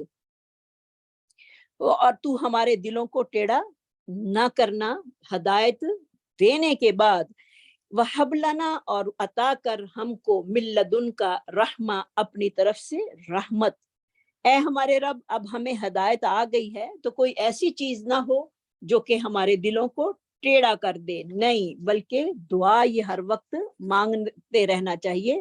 تو ذکر روٹ ہوگا زایا غین، نہ تو ٹیڑھا کرنا ہمارے دلوں کو، بعد از ہدیتنا، بعد اس کے جو تو نے ہمیں ہدایت دی، ہا دال جا اس کا روٹ ہوگا، وحب لنا اور عطا کر، من لدن کا اپنی طرف سے، رحمتن رحمت، انک انت الوہاب بے شک تو ہی عطا کرنے والا ہے۔ یعنی یہ دین پر ثابت قدمی کی یہ دعا جو ہے وہ ہم سب کو مانگتے رہنا چاہیے، کیونکہ دل جو ہیں وہ الٹ پلٹ ہوتے رہتے ہیں۔ جیسے کہ نبی صلی اللہ علیہ وسلم نے بیان کرتے، حضرت عبداللہ بن عمر بن عاص بیان کرتے ہیں کہ میں نے نبی صلی اللہ علیہ وسلم کو یہ فرماتے ہوئے سنا، ان قلوب بنی آدم کلھا بین اصبعین من اصابع الرحمن کقلب واحد یصرفہ حیث یشاء، اولاد آدم کے دل اللہ تعالیٰ کی 2 انگلیوں کے درمیان ہیں، ایک دل کی مانند ہیں، اللہ تعالیٰ جس سے چاہتا ہے انہیں پھیر دیتا ہے۔ یعنی اللہ کی 2 انگلیوں کے درمیان پورے لوگوں کے دل ہیں۔ پھر نبی صلی اللہ علیہ وسلم جو تھے وہ انہوں نے یہ دعا کی، اللہم مصرف القلوب صرف قلوبنا علی اطاعتک، اے دلوں کو پھیر دینے والے ہمارے دلوں کو اپنی اطاعت کی طرف پھیر دے۔ تو انسان ایک دفعہ ہدایت یافتہ ہو کر یہ نہ کہے کہ اب ہم ساری زندگی ہدایت پر ہی رہیں گے، کیونکہ دل جو ہیں وہ اللہ کے ہاتھ میں ہیں، اس لیے اپنی ہدایت کی دعا اور یہ ثابت قدمی کی دعا جو ہے وہ لازمی کرتے رہنا چاہیے۔ کیونکہ حضرت انس بیان کرتے ہیں کہ نبی صلی اللہ علیہ وسلم جو تھے اکثر یہ دعا کیا کرتے تھے، یا مقلب القلوب ثبت قلبی علی دینک، فقلت، تو میں نے کہا ہے اللہ کے رسول، ہم آپ صلی اللہ علیہ وسلم پر اور آپ کی لائی ہوئی شریعت پر ایمان لائے ہیں، کیا ہمارے بارے میں بھی آپ خطرہ محسوس کرتے ہیں؟ آپ صلی اللہ علیہ وسلم نے فرمایا ہاں، دل اللہ تعالیٰ کی 2 انگلیوں کے درمیان ہیں، اللہ تعالیٰ انہیں جسے چاہتا ہے وہ پھیر دیتا ہے۔ تو انسان کو ایمان لا کر یا اپنے ہدایت یافتہ ہونے پر اکڑنا نہیں، بلکہ اللہ سے اور بھی عاجزی کرنی ہے کہ مرتے دم تک ہمارے دلوں کو ہدایت پر ہی قائم رکھنا، کیونکہ اللہ تعالیٰ جو ہیں وہ دلوں کو موڑنے پر قادر بھی ہیں، دلوں کو موڑ سکتے ہیں۔ تو اللہ تعالیٰ ہم سب کے دلوں کو دین پر جو ہے وہ ثابت قدمی ہمیں عطا کرے، اور یہ دونوں دعائیں جو ہیں وہ پڑھنی بہت ہی ضروری ہیں۔ ربنا لا تزغ قلوبنا بعد اذ ہدیتنا وہب لنا من لدنک رحمہ انک انت الوہاب، اللہم یا مقلب القلوب صرف القلوب بھی آتا ہے، اور مقلب صرف کا معنی بھی پھیرنا ہوتا ہے، اور مقلب کا معنی بھی جو ہے وہ پھیرنا ہوتا ہے، کہ اللہ ہمارے دلوں کو ثابت قدمی جو ہے وہ عطا فرما۔ جب ہم ایمان لے آئے ہیں، دین قبول کر لیا ہے، تیرے نبی کو مان لیا ہے، تیرے پر ایمان رکھتے ہیں، تیری کتابوں پر، تیرے رسولوں پر، جو تو نے فرمایا ہے اس پر ایمان رکھتے ہیں، اس کے بعد ہمارے دلوں کو ٹیڑھا نہ کرنا، کیونکہ حدیث میں آتا ہے کہ ایک انسان جو ہے وہ پوری زندگی نیک عمل کرتا ہے اور اپنی موت کے وقت جو ہے وہ ایسا کام کر بیٹھتا ہے، یعنی دل مڑ جاتا ہے، ایسا کام کر بیٹھتا ہے کہ وہ جہنم والوں میں سے ہو جاتا ہے۔ اللہم لا تجعلنا منہم۔ اور ایک انسان جو ساری زندگی برائیاں کرتا ہے لیکن آخر میں آ کر کوئی ایک ایسا کام کر لیتا ہے جو کہ اس کی نجات کا ذریعہ بن جاتا ہے۔ تو کیونکہ دل جو ہے وہ بڑی ہی انسانی جسم میں جو ہے وہ بڑی اہمیت کا حامل ہوتا ہے، کیونکہ اس کی حیثیت جو ہے وہ ایک سردار کی ہوتی ہے جسم میں، کیونکہ دل اگر خوش ہے تو انسان خوش ہے، اگر دل صحیح نہیں تو پھر انسان جو ہے وہ بیمار ہی بیمار ہے۔ تو اسی لیے جسم میں دل کو بھی یہی حیثیت حاصل ہے، اور انسان کی جو بنا ہے وہ اور ترقی اور پستی سے جو ہمکنار ہوتا ہے وہ دل کی بنا پر ہوتا ہے، جیسے کہ نبی صلی اللہ علیہ وسلم نے فرمایا الا ان فی الجسد مضغۃ اذا صلحت صلح الجسد کلہ، بے شک انسان کے جسم میں ایک ٹکڑا ہے، جب وہ صحیح ہوتا ہے تو اس کا پورا جسم جو ہے وہ صحیح ہو جاتا ہے، اور جب وہ بیمار ہوتا ہے تو پھر اس کا جسم جو ہے وہ سارے کا سارا بیمار ہو جاتا ہے۔ وہی القلب، اور وہ کیا ہے؟ دل ہے، یعنی جب دل بگڑتا ہے تو ہر چیز جو ہے وہ انسان کی بگڑ جاتی ہے۔ تو اس لیے دل کی اصلاح کے لیے دعائیں مانگتے رہنا چاہیے، اپنا ایمان لا کر جو ہے اسی پر مطمئن نہیں ہو جانا چاہیے، بلکہ اس کے لیے دعائیں کرنی جو ہیں وہ بہت ہی ضروری ہیں، اور دعاؤں سے اللہ رب العزت جو ہیں وہ تقدیر کو بدل دیتے ہیں۔ تو اللہ سے دعا بھی کرتے جائیں کہ اللہ تعالیٰ ہم سب کے دلوں کو ہدایت کے بعد ٹیڑھا نہ کرنا، اور ہمارے دلوں کو جو ہے وہ ہماری موت تک جو ہے وہ ثابت قدمی نصیب فرمانا، اور ہمیں موت بھی آئے تو اسلام کی حالت میں آئے، کیونکہ شیطان جو ہے وہ انسان کو موت کے وقت جب اس کو تکلیف ہو رہی ہوتی ہے تب بھی اس کو جو ہے وہ گمراہ کرنے پر جو ہے وہ پورا زور لگاتا ہے کہ کسی طرح یہ اب بھی لا الہ کا انکار کر دے۔ تو استغفر اللہ، انسان کو تھوڑی سی بھی تکلیف آئے تو اسے کوئی چیز جو ہے وہ اچھی نہیں لگتی۔ تو اسی لیے انسان کے لیے بہت ضروری ہے یہ، آپ اپنے ایک سمجھے ایک گرہ باندھ لیں اپنے دوپٹے کے ساتھ کہ ان دعاؤں کو کبھی نہیں چھوڑنا، جیسے بھی ہو روز کی روز یہ دعائیں جو ہیں وہ لازمی مانگنی ہیں کہ اللہ تعالیٰ اس وقت کی ہمیں جو امتحان ہے، مرنے کے وقت کا جو امتحان ہے، اللہ تعالیٰ اس میں ہمیں ثابت قدمی عطا فرمانا کہ ہمارا خاتمہ جو ہے وہ ایمان پر ہو، کیونکہ شیطان تو اس وقت بھی ورغلانے سے باز نہیں آتا، اللہ معاف کر دے۔ اور اللہ تعالیٰ سے اپنی جو ہے وہ دعا بھی یہ کرنی چاہیے کہ اللہم وقنا شر ما قضیت، اللہ ہمیں بری تقدیر، برے فیصلے سے جو ہے وہ بچا لے۔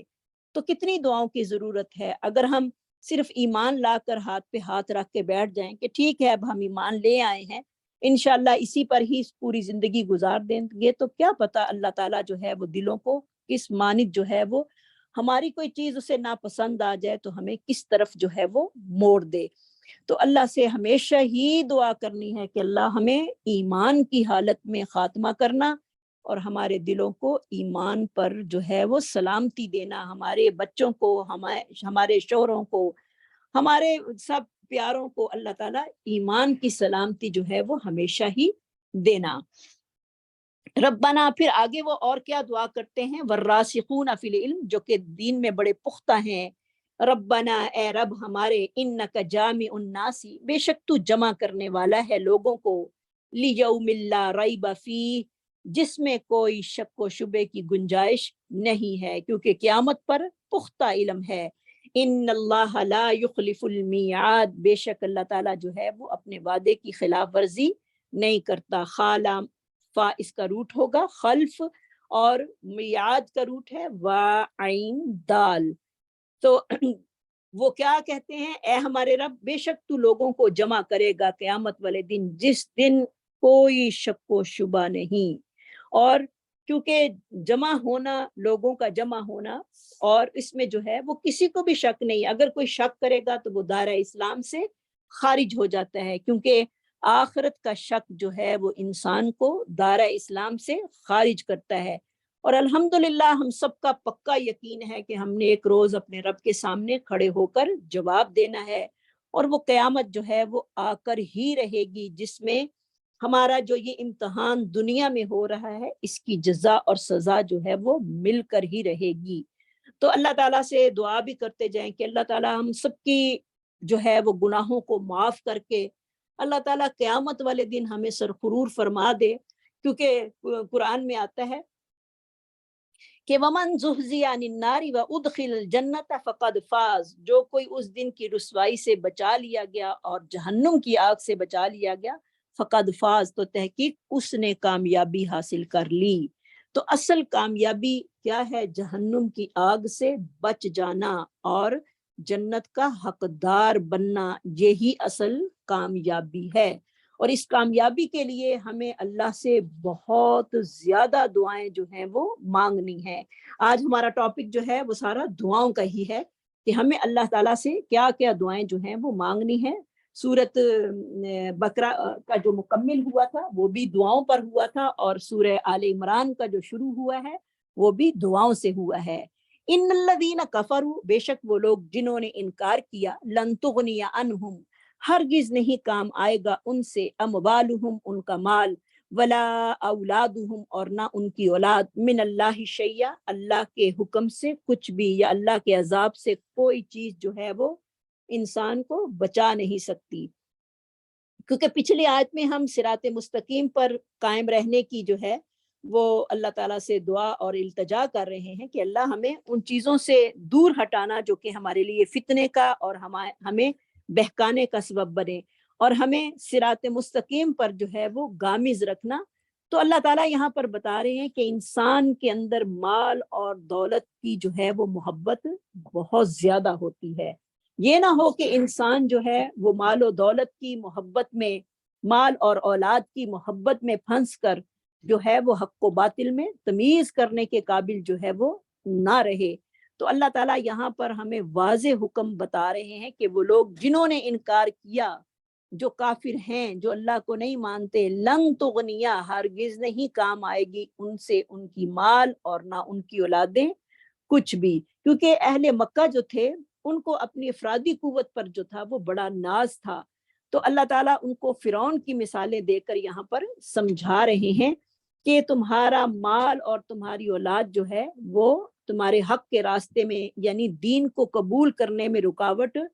نہ بنے، اور یہ چیزیں جو ہیں وہ تمہیں اللہ کے عذاب سے کچھ بھی نہیں بچا سکیں گی، جیسے کہ قرآن عزیز میں آتا ہے سورہ شعراء کی آیت نمبر 88 میں، یوم لا ينفع مال ولا بنون الا من اتى الله بقلب سلیم، قیامت کے روز نہ کچھ مال کام آئے گا اور نہ ہی بیٹے کام آئیں گے، مگر جو اللہ کے پاس سلامتی والا دل، کفر و شرک سے پاک دل لے کر آیا، وہی اس دن اللہ رب العزت جو ہے وہ اس کو قبول کریں گے۔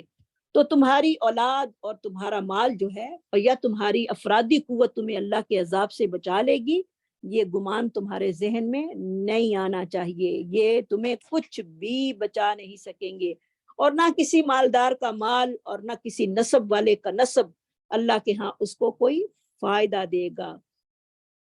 تو یہاں پر کافروں کو جو ہے اصل میں متنبع کیا گیا ہے کہ اگر تم کفر کی راہ جو ہے وہ نہیں چھوڑو گے تو تمہارا انجام بھی فرعون اور اس کی قوم جیسا ہوگا۔ انہیں اللہ تعالیٰ نے ان کی کرتوتوں کی وجہ سے جو تھا وہ گرفت میں لے لیا، اور اسی طرح تم بھی گرفت سے بچ نہیں سکو گے۔ اگر ہم یہ کہیں کہ ہم مسلمان ہیں اور اگر ہم سارے غلط کام کرتے رہیں تو اسلام کا ٹھپا جو ہے وہ ہمیں اللہ کے عذابوں سے بچا نہیں سکے گا، اگرچہ ہمارے کام جو ہیں وہ غیر مسلموں کے ہوں، ہمارے کام جو ہیں وہ غلط ہوں، اللہ کے حکموں کے خلاف ہوں۔ تو یاد رکھو، مال اور انسانی زندگی کا جو ہے اولاد ویسے تو انسانی زندگی کا سہارا ہے، مگر یہ سہارے انسان کو اللہ رب العالمین کی ذات میں جو ہے وہ اس کے دربار میں کسی قسم کا نفع نہیں پہنچا سکیں گے۔ تو لہٰذا مال اور اولاد پر فخر کرنے کی بنا پر اللہ تعالیٰ کی نافرمانی نہیں کرنی اور کفار کا طرز عمل نہیں اپنانا کہ انسان جو ہے وہ جہنم میں ہی داخل ہو جائے۔ تو اولئک کا یہی لوگ ہم وقود النار آگ کا ایندھن ہیں، وقود کا روٹ ہوگا واو کاف دال، یہی لوگ کیا ہیں؟ جہنم کا ایندھن بنیں گے۔ استغفار۔ تو اللہ رب العزت نے اس دن کوئی لکڑیاں نہیں جلانی بلکہ انسانوں کو اور پتھروں کو جو ہے وہ جلا دیا جائے گا، اور وہ معبود جن کو وہ اللہ کے علاوہ بنا کر پوجتے تھے وہی ان کے ساتھ جہنم میں جلیں گے اور وہی ایندھن کا سبب بنیں گے۔ کدابی آل فرعون، جیسے کہ حالت آل فرعون کی، روٹ ہوگا اس کا دال حمزہ با، کدابی آل فرعون جیسے کہ حالت آل فرعون کی، والذین من قبلہم اور وہ لوگ جو ان سے پہلے تھے، انہوں نے کیا کیا؟ کذبوا بآیاتنا، جھٹلایا ہماری آیات کو، فاخذہم اللہ بذنوبہم، پس پکڑ لیا ان کو اللہ تعالیٰ نے ان کے گناہوں کے ساتھ، واللہ شدید العقاب اور اللہ تعالیٰ سخت عذاب دینے والا ہے، عین قاف با اس کا روٹ ہوگا۔ تو اللہ تعالیٰ کا یہ طریقہ ہے کہ وہ کافروں کو سخت عذاب میں جو ہے وہ گرفتار کرتا ہے۔ اس کی مثال اللہ تعالیٰ فرعون کی اور اس کی قوم سے دے رہے ہیں، جیسے کہ اللہ رب العزت نے، ہم سب کو پتہ ہے کہ موسیٰ اور بنی اسرائیل کو جو تھی وہ نجات دی، اور فرعون اور جو تھا وہ اپنی فوجی اور حواریوں سمیت جو تھا وہ سمندر میں غرق ہو گیا، حالانکہ اس کا لاؤ لشکر، اس کا مال و متاع جو تھا وہ کتنا زیادہ تھا، لیکن جب موت آئی تو وہ کسی کام بھی نہ آیا۔ اسی طرح اللہ رب العزت جو ہیں وہ ہم لوگوں کو، اہل مکہ کو، یعنی ہمیں سمجھا رہے ہیں، کیونکہ قرآن تو اب ہمارے لیے ہدایت کا سامان ہے، ہمیں سمجھا رہے ہیں، ہمیں یہاں سے لیسن مل رہا ہے کہ جنہوں نے نبی صلی اللہ علیہ وسلم کی نبوت کا انکار کیا، یا جنہوں نے اب بھی نبی صلی اللہ علیہ وسلم کی نبوت کو جھٹلایا، اور پھر اللہ پر جو آپ صلی اللہ علیہ وسلم پر آیات نازل ہوئی ان کا انکار کیا، اس پر عمل نہیں کیا، اگرچہ ہمارے پاس دنیاوی اسباب سارے موجود ہیں لیکن پھر بھی وہ فائدہ مند ثابت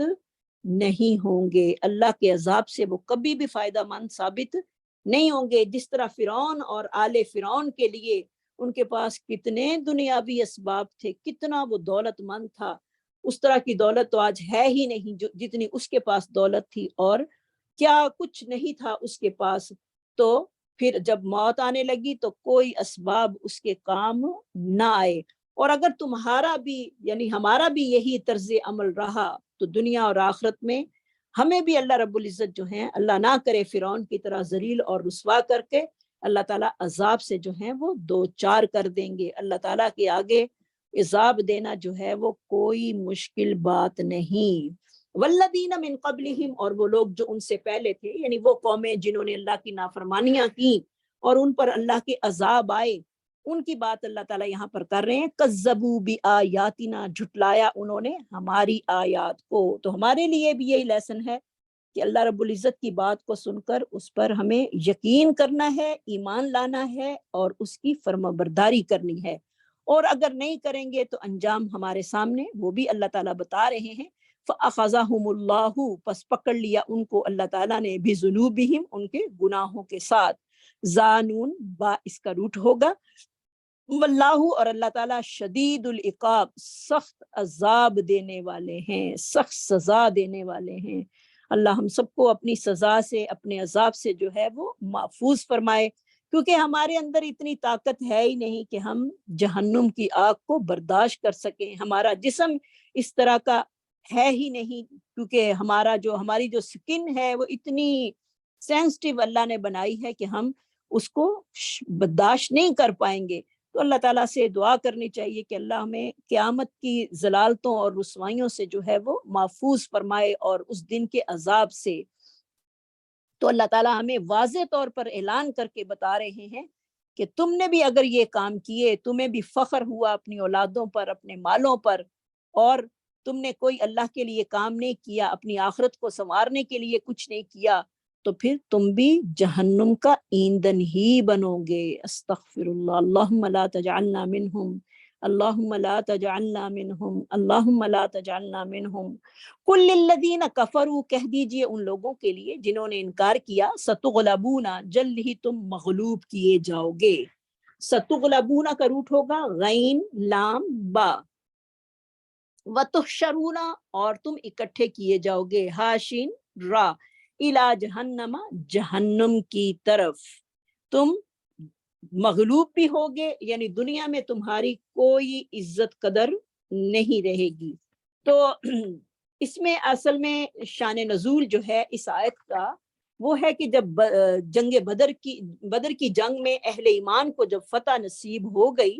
اور کفار جو تھے وہ شکست کھا گئے، تو اللہ تعالیٰ نے اپنے نبی صلی اللہ علیہ وسلم سے فرمایا اور واضح خبر دی کہ ان قریب کافروں پر اللہ تعالیٰ کی جو ہے وہ گرفت آئے گی اور وہ جہنم کا ایندھن بنیں گے۔ تو غزوہ بدر کے بعد آپ صلی اللہ علیہ وسلم نے یہود سے مخاطب ہوئے اور کہا کہ تم کفر اور کی مخالفت جو ہے وہ چھوڑ دو اور اسلام میں جو ہے وہ داخل ہو جاؤ۔ لیکن یہود جیسے کہ سب کو پتہ ہے کہ وہ بڑے ہٹ درم اور بڑے ہی متعصب قسم کے لوگ ہوتے ہیں، اور نبی صلی اللہ علیہ وسلم کیونکہ مدینہ میں جو تھے وہ یہود ہی زیادہ رہتے تھے جب آپ صلی اللہ علیہ وسلم گئے تھے، کیونکہ مدینہ تھا ہی یہودیوں کا علاقہ،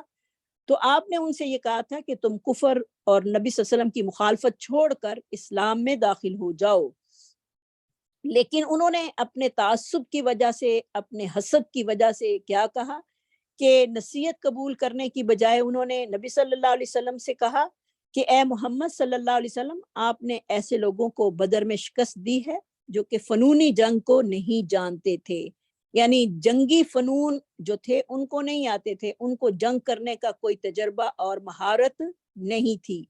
وہ لا علم تھے اس بات سے اگر آپ کا ٹکراؤ ہم سے ہو گیا تو ہم آپ کو بتائیں گے کہ ہم کتنے بہادر اور کتنے جنگجو لوگ ہیں، اور ہم جو ہیں وہ بڑے لڑائیوں کو جاننے والے ہیں کہ لڑائیاں کس طرح کی جاتی ہیں۔ وہ تو بیوقوف تھے جو کہ آپ سے شکست کھا گئے۔ یہ یہود اپنے جو تھے وہ بڑی اکڑ میں آ کر نبی صلی اللہ علیہ وسلم سے کہہ رہے ہیں، اور جب یہودیوں نے اسلام کی مخالفت کا رویہ جو تھا وہ جب ترک نہ کیا تو اللہ تعالیٰ کی طرف سے بیان کی گئی پیشن گوئی جو تھی وہ پوری ہوئی۔ کفر اور تکبر کا علم جو تھے وہ بلند کرنے والے یہی یہودی تھے۔ تو بنو قینقاع جو تھا، جو بنو قینقاع کا قبیلہ تھا مدینے میں جو آباد تھا، اس کو جلا وطن کر دیا گیا، وہ جو تھے وہ جلا وطن کر دیے گئے، اور وہ خیبر کی طرف ان کو ہانک دیا گیا تھا۔ اور کیونکہ 4 قبیلے آباد تھے، بنو قینقاع، بنو نذیر، اور یہ جو بنو نذیر کے یہودی تھے یہ بھی جلا وطن کر دیے گئے، یعنی مدینے سے ان کو بھی نکال دیا گیا۔ ان کی بدعہدی کی وجہ سے انہوں نے بھی خیبر کی طرف جو تھی وہ پناہ لی، اور بنو قریظہ جو تھے، یہ تیسرا قبیلہ ان کا تھا، اور ایک بنو قینقاع، بنو نذیر اور بنو قریظہ، یہ جو تھے ان کے ساتھ بھی مسلمانوں کی جنگ ہوئی، تو وہ قتل بھی ہوئے، اور مسلمانوں نے ان کے جو لوگ تھے ان کو غلام بھی بنا لیا۔ اور پھر یہ خیبر میں یہودیوں کی اتنی پٹائی ہوئی کہ وہ بحیثیت مزارع جو تھے وہ وہاں رہنے کی درخواست پر انہیں جو تھی وہ اجازت ملی کہ وہ اپنی زراعت کریں گے، اور سارا جو ہے وہ خرچہ بھی کریں گے، اور مسلمانوں کو آدھا حصہ جو ہے وہ زراعت میں سے دے گے، کیونکہ وہاں پر ان کی زمینیں وغیرہ جو تھی وہ بہت زیادہ تھی، کھیتی باڑی کرتے تھے یہودی،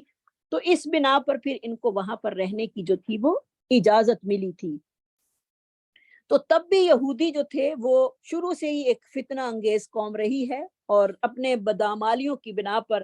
آخر حضرت عمر فاروق رضی اللہ تعالیٰ عنہ کے دور سے ان کو یہاں سے بھی نکال کر باہر کیا گیا، ان کو جو تھا خیبر بھی چھوڑنا پڑا، اور اہل اسلام کے ہاتھوں جو تھے وہ سخت ذلت اور رسوائی کا سامنا جو تھا وہ ان کو کرنا پڑا۔ لیکن اپنے آپ کا فخر اور اپنا حسد اور اپنا غرور جو تھا وہ ابھی تک ان کے دلوں میں متعصبانہ رویہ جو ہے وہ مسلمانوں کے خلاف ابھی تک ہے، جو کہ ختم ہونے کو نہیں آ رہا۔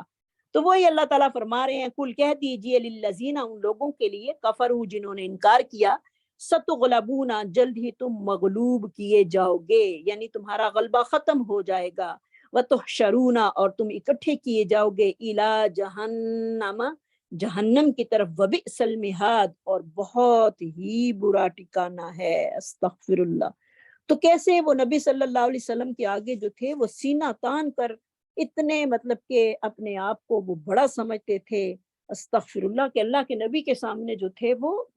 اپنا سینہ تان کر جو تھے وہ جواب دیتے تھے، اتنا ان کے اندر حسد اور تعصب تھا۔ حسد یہی تھا کہ جو ہے وہ نبی آخری الزمان نبی جو ہے وہ بنی اسماعیل میں سے کیوں آ گیا، اس کو تو بنی اسحاق میں سے آنا چاہیے تھا، اور بنی اسحاق میں سے وہ پیغمبر نہیں آیا، اللہ نے جس کی بشارتیں جو تھیں وہ دی تھیں، اور مدینے میں وہ اسی کے انتظار میں بیٹھے ہوئے تھے کہ کب وہ پیغمبر جو ہے وہ آئے، اور ان کو پتا تھا کہ وہ اس علاقے میں لازمی آئے گا، کیونکہ تورات میں کھجوروں والے باغوں کا جو تھا وہ ذکر تھا، اور کھجوروں کے باغ جو ہیں وہ زیادہ مدینے میں ہی پائے جاتے ہیں۔ تو جب وہ پیغمبر آ گیا ان میں سے کچھ نے پہچان لیا اور زیادہ نے اس کا انکار کر دیا۔ تو نبی صلی اللہ علیہ وسلم کا انکار کرنا کوئی چھوٹی بات نہیں ہے، وہ بھی دائرہ اسلام سے انسان کو خارج کرنے والی بات ہے، وہ بھی دائرہ اسلام سے خارج ہیں جو کہ نبی صلی اللہ علیہ وسلم کا انکار کرتے ہیں، تو اسی لیے ان کو کافر کہا جاتا ہے، کیونکہ نہ یہود نے نبی صلی اللہ علیہ وسلم کی رسالت کو مانا اور نہ ہی عیسائیوں نے مانا، اس لیے ان کو دائرہ اسلام سے خارج کر کے ان پر کفر جو ہے وہ لگایا جاتا ہے کہ یہ کافر ہیں۔ اور آپ صلی اللہ علیہ وسلم کی یہ حدیث بھی ہے کہ جب میرے آنے کا پتہ یہود اور نصارہ کو چل جائے اور وہ ایمان نہ لائیں تو وہ جہنم میں جائیں گے۔ تو نبی صلی اللہ علیہ وسلم کی رسالت کو ماننا ہی اصل ایمان ہے۔ تو آگے کچھ ٹاپک چینج ہو رہا ہے، آگے جنگ بدر کا بیان آ گیا ہے، تو انشاءاللہ اس کو کنٹینیو کریں گے نیکسٹ ویک میں۔ تو اللہ تعالیٰ جو ہے وہ ہم سب کو قرآن سمجھنے کی، یاد کرنے کی، اس پر عمل کرنے کی توفیق نصیب فرمائے۔ اللہ تعالیٰ ہم سب بہنوں کی پریشانیوں کو دور فرمائے، اور اللہ تعالیٰ ہم سب کو گھروں میں سکون، آرام اور صحت نصیب فرمائے۔ اللہ ہم سب کی روحانی بیماریاں جو ہیں اور جسمانی بیماریاں اللہ تعالیٰ اپنی رحمت سے جو ہے وہ دور فرمائے، اور اللہ تعالیٰ ہم سب کو ایمان اور صحت والی زندگی نصیب فرمائے۔ وآخر دعوانا ان الحمد للہ رب العالمین۔ سبحان ربک رب العزت عما یصفون وسلام علی المرسلین والحمد للہ رب العالمین۔ سبحانک اللہم وبحمدک نشہد ان لا الہ الا انت نستغفرک ونتوب الیک۔ ربنا لا تؤاخذنا ان نسینا او اخطأنا ربنا ولا تحمل علينا اصرا كما حملته على الذين من قبلنا ربنا ولا تحملنا ما لا طاقة لنا به واعف عنا واغفر لنا وارحمنا انت مولانا فانصرنا على القوم الكافرين آمين برحمتك يا ارحم الراحمين۔ ربنا تقبل منا انك انت السميع العليم وتب علينا انك انت التواب الرحيم، وصلى الله تعالى على خير خلقه محمد وآلہ وأصحابہ وذریتہ اجمعین برحمتک یا ارحم الراحمین آمین۔ اللہ جو میری بہنیں اس کلاس میں موجود ہیں، اللہ سب کی نیک اور جائز حاجات کو اپنے فضل و رحمت سے پوری فرما دے۔ جو جس معاملے میں پریشان ہیں اللہ سب کی پریشانیوں کو دور فرما دے۔ اللہ ہمیں دین پر استقامت نصیب فرما دے۔ اس قرآن کے ساتھ ہمارا تعلق جو ہے وہ مضبوط کر دے، کیونکہ قرآن کے ساتھ تعلق کی مضبوطی جو ہے وہ گویا کہ اللہ کے ساتھ تعلق کی مضبوطی ہے۔ اللہ ہم سب کا خاتمہ ایمان پر فرما، اور اللہ تعالیٰ ہم سب کی بچوں کو جو ہے وہ نیک بنا، اور اللہ تعالیٰ ان کو دنیا اور آخرت کی کامیابیوں سے ہمکنار فرما۔ اور اللہ جتنی بھی بیمار ہیں بہنیں پریشان ہیں، اللہ سب کی بیماریاں پریشانیاں اللہ دور فرما۔ اللہ سب کو رزق حلال کی فراوانی نصیب فرما۔ آمین۔ وآخر دعوانا ان الحمد للہ رب العالمین۔ السلام علیکم ورحمۃ اللہ وبرکاتہ۔ میں نے پچھلی دفعہ آپ سب سے کہا تھا کہ مجھے پہلے سپارے کا فیڈ بیک بھیجیں، آپ لوگوں نے نہیں بھیجا۔ سب سے پھر دوبارہ جو ہے وہ میری ریکویسٹ ہے کہ پہلے سپارے کا فیڈ بیک ضرور بھیجیں۔ آپ لوگوں نے کیا سیکھا ہے اس سے، اور کیا عمل کیا، اور آپ کی زندگی میں کیا چینجنگ آئی، ضرور بتائیے گا۔ ٹھیک ہے، السلام علیکم ورحمۃ اللہ وبرکاتہ۔ پھر آپ کے باتوں کو جو ہے وہ کلاس میں شیئر کیا جائے گا انشاءاللہ۔